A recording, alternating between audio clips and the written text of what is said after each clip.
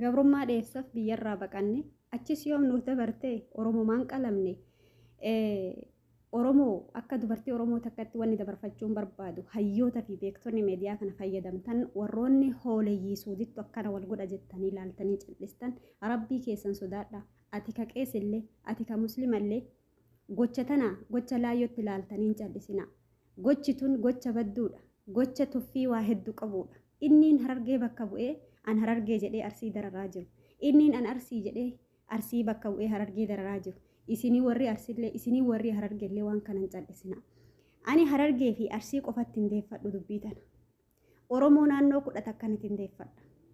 Rabbuma keessan sodaadha. Gochi kun akka dhaabbatu.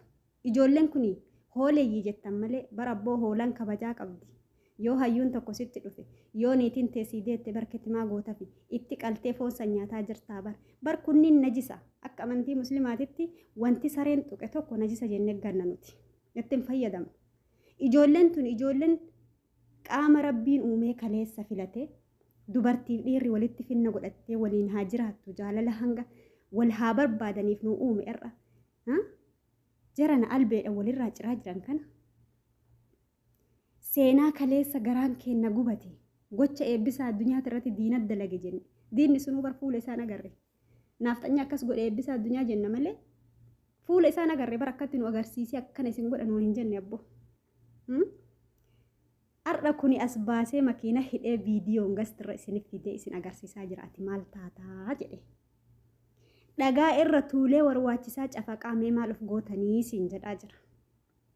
Qaama saala isaa irraa ciraa kunoo ol baasee lafarra gottotaa qullaa isaa sirratti agarsiisaa jira. Maal eegdarreeshi kun haa maal tahuu eegdanii hooleyyii suudii jettanii gaafa dhiiftanii wanti kun hanga zalaalamii addaan hin citu kaleessa gaafa ijoollee wallootii fi ijoolleen arsii waan gocha hin taane gocha tahamillee hin beeyne gocha gurra keenyatti sin dhagahamin jarri muka gogaa ilma dhiiraa tokko gudeedan san calliftanii laaltanii ijoollee san feemasa gootanii gastirra keettanii maqaa jaraa waamtanii beekamtiitti gootantu gocha kana fide.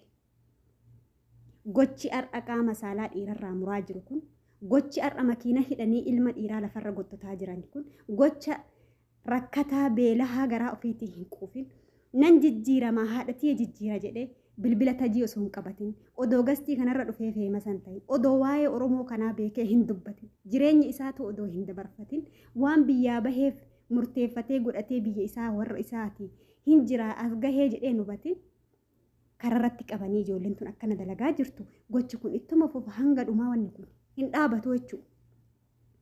Har'a nama ka nyaatee garaa isaa hin quufin ka waa meeqa bu'aa bahii meeqa keessa dabree waa meeqa ta'ee takki karatti qabamtee haati waan qabdu lafa itti gurgurtee qotiyyoo itti gurgurtee mucaan sun rakkoo naa haa ba'u jetti akka hin tahin suudii kana seenetu har'a dhagaa jalatti hidhamaa jira.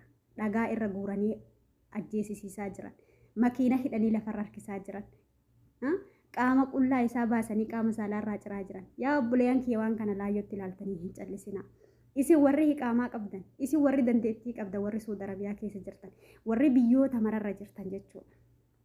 Warri biyya Faranjii jirtanis, warri biyya Eeshiyaa jirtan, rabbumaan isin qabe, rabbuma keessan sodaadha. Warri dandeettii wayii qabaattanii ani miskiina gargaaraa jira, ani miskiina rakkina baasaa jira jettan gocha kana dhaaba. Gochi kuni dhala keetitti tara. Biyyi teenya rakkina hin dhiifti Allahu aalam. Waan rakkina hin dhiifti natu Allahu aalam rabbitu beeka. Atis dhaltu dhalli kee biyyuma ormaa kana dhufa. Atiin har'a gastirra teettee jabaadhu jettuun kunillee boru dhaltee ilmi kee dhufa ilmuma keetiin sitaa. Takki ilmuma keettu hidhee akkana si godha inshallah rabbi ilmuma keessatti gara haa galchu. Namni miskiina darartu. Namni naa haa tartu jedhee akka ebaluun kee jiraatetti jiraadha. Haadha abbaa kiyyaa dabarsa ilmaan tiyyaa dabarsa jedhee bishaan karaa baaraa kanaan dhufe gaafa inni suudii tana seenu alhamdulillahi suudii seene jedhu ati qabdee dhagaa irratti tuulte qaama isaa qullaa baaftee hiite kun wallaahi rabbi sitti haa dallan inshallah. Rabbi waan jaraa haa dubbatu. Rabbi hin tura malee ni godhamu. Ni tura malee ni godha.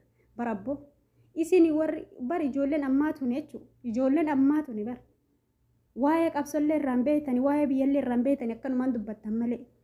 Bara 2008 gaafa Birgeet Jeneraal Kamaal Galchuu adda bilisummaa Oromoo keessaa jijjiirama jedhee gadi bahee adda bilisummaa Oromoo san ka hogganu Daawud Ibsaa ture. Daawud Ibsaa dhalataa Wallaggaa ture. Ka gadi bahee jijjiirama jedhe kun immoo dhalataa Arsii ture. Sinii gala ijoolleen Arsiitii fi ijoolleen Wallaggaa wal dura dhaabbachaa ture.